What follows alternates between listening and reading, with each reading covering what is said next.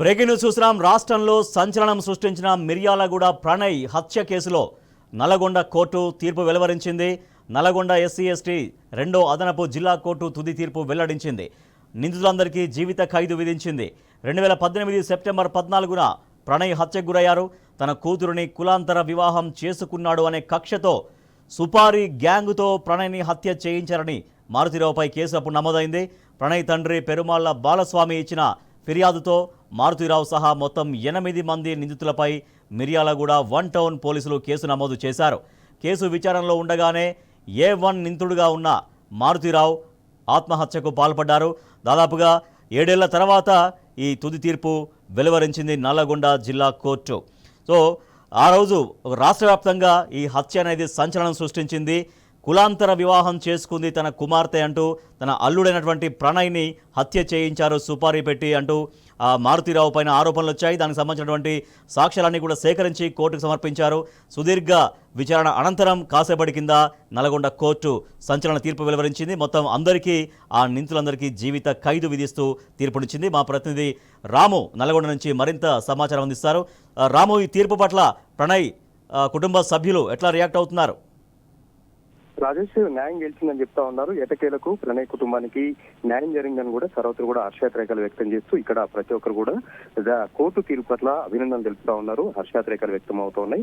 కొద్దిసేపటి క్రితమే ఈ కేసులో ఉన్నటువంటి 7 నిందితులు, మొదటిగా A1 నిందితుడు మారుతిరావు ఆత్మహత్య చేసుకున్నారు 2020లో. మిగతా 7 కూడా జీవిత ఖైదు విధిస్తూ Nalgonda second session court SC/ST court తీర్పు వెలువడించడంతో ఒక్కసారిగా కూడా హర్షధ్వానాలు వ్యక్తం అవుతా ఉన్నాయి. ప్రధానంగా A2 నిందితుడు సుభాష్ శర్మ, ఇతను బీహార్కి సంబంధించినటువంటి వ్యక్తి.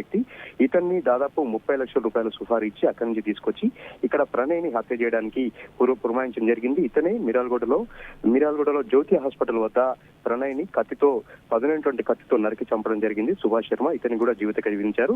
తర్వాత A3 సంబంధించి అస్గర్ అలీ, ఇతను చాలా ప్రమాదకరమైనటువంటి వ్యక్తి. ISI తీవ్రవాదులతో సంబంధాలు ఉన్నాయి.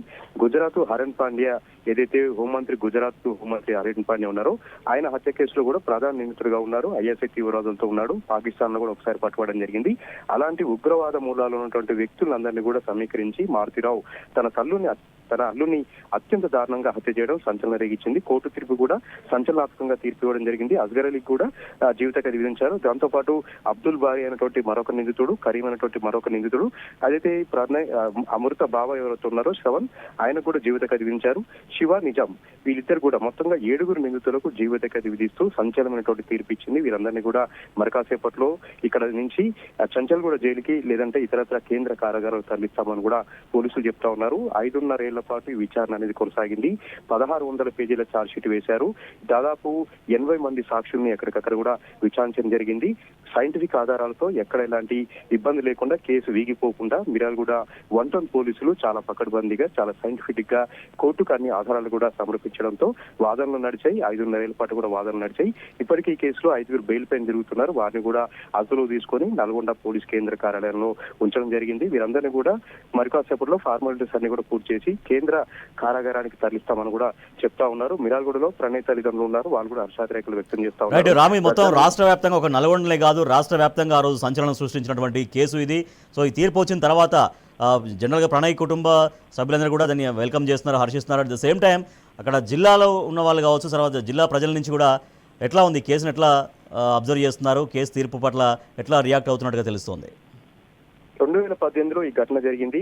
సామాజిక అసమానతల నేపథ్యంలో ఆయన సామాజిక హోదాకు అడ్డొస్తున్నారని షెడ్యూల్ కులాలకు సంబంధించినటువంటి వ్యక్తిని పెళ్లి చేసుకుని ఉన్నటువంటి నేపథ్యంలో అతను భంగంగా భావించారు, అతను అవమానకరంగా భావించారు. తిరునగర్ భార్గవ్ తన కూతురు ఒక వ్యక్తితో ఈ విధంగా చేసినటువంటి పగ పెట్టుకొని, షెడ్యూల్ కులాల వ్యక్తిని అనేటువంటి ఒక పగ పెట్టుకొని అత్యంత దారుణంగా హత్య చేయడాన్ని ప్రతి ఒక్కరు కూడా ఖండించారు. ప్రతి ఒక్కరు కూడా ఈ ఘటన పట్ల అందరూ కూడా వ్యతిరేకించడం జరిగింది. ఇంత దారుణంగా హత్య చేయించాల్సినటువంటి అవసరం లేదు. వాళ్ళిద్దరు కూడా బ్రతుకుతారు. ఎక్కడో ఒక్కడ వాళ్ళిద్దరిని కూడా క్షేమంగా ఉంచుకోవచ్చు. కానీ ఈ విధంగా అవమానానికి గురై ఈ విధంగా ఇంత పగ పెంచుకొని అత్యంత దారుణంగా 3 కోట్ల రూపాయల సుఫారీ ఇచ్చి ఉగ్రవాద మూలాలు ఉన్నటువంటి ఒక వ్యక్తులు ఇందులో ఇన్వాల్వ్ చేసి అంత దారుణంగా హత్య చేయడానికి ప్రతి ఒక్కరు కూడా ఖండించారు. సంచలనం రేగింది.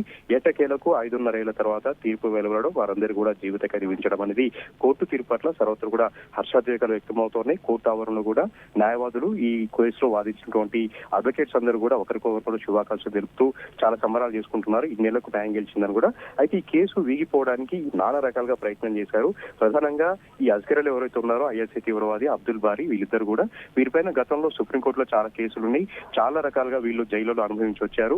విశాఖపట్నం కేంద్ర కారాగారంలో కూడా అనుభవించి వచ్చారు. ఈ కోర్టు తీర్పు నేపథ్యంలోనే వీరికి ఉరి శిక్ష వేయాలని సర్వత్రా కూడా డిమాండ్ వ్యక్తమై, కానీ సుప్రీంకోర్టు తీర్పు నేపథ్యంలో వాళ్ళ నిబంధనల నేపథ్యంలో గతంలో ఏదైతే శిక్షలు పడ్డటువంటి వ్యక్తికి ఉరి శిక్ష వేయడానికి వీల్లేదు కాబట్టి వీరందరూ కూడా జీవిత ఖైదు విధించామని Right. సంబంధించినటువంటి న్యాయమూర్తి వెల్లడించారు. రాజేష్, మొత్తానికైతే హర్షాత్ రేఖలు వ్యక్తమవుతున్నాయి. రైట్, థ్యాంక్ యూ రాము. 2018లో హత్య జరిగింది, ప్రణయ్ హత్య. సో అది రాష్ట్ర వ్యాప్తంగా అప్పుడు సంచలనం సృష్టించింది ఆ హత్య. సో తన కుమార్తె కులాంతర వివాహం చేసుకుంది అంటూ ఆ రోజు మారుతిరావు, ఆ అమృత తండ్రి మారుతిరావు సుపారీ ఇచ్చి అతన్ని చంపించారు ప్రణయ్ని. సో అప్పుడు వాళ్ళ కుటుంబ సభ్యులు ఇచ్చినటువంటి ఫిర్యాదు మేరకు సుపారీ ఇచ్చి చంపించినటువంటి ఆ ఆధారాలు, సాక్ష్యాలంతా కూడా సేకరించారు. దాదాపుగా 5-6 సంవత్సరాల పాటు సుదీర్ఘ విచారణ జరిగింది. కాసేపటి కింద నల్గొండ జిల్లా SC/ST 2వ అదనపు జిల్లా కోర్టు సంచలన తీర్పు వెలువరించింది. దీంట్లో ఆల్రెడీ A1గా ఉన్నటువంటి అమృత తండ్రి మారుతిరావు ఆల్రెడీ సూసైడ్ చేసుకొని చనిపోయారు. A2గా ఉన్నటువంటి సుభాష్ శర్మకు ఉరిశిక్ష, తర్వాత మిగిలినటువంటి ఆ నిందితులందరికీ జీవిత ఖైదు విధిస్తూ నల్గొండ కోర్టు సంచలన తీర్పునిచ్చింది. ఈ తీర్పుని ప్రణయ్ కుటుంబ సభ్యులందరూ కూడా హర్షిస్తున్నారు, వెల్కమ్ చేస్తున్నారు. సో రాష్ట్ర వ్యాప్తంగా సంచలనం సృష్టించినటువంటి ఈ తీర్పు పట్ల, ఈ కేసు పట్ల ఇవాళ కాసేపటి కింద తుది తీర్పు వచ్చింది.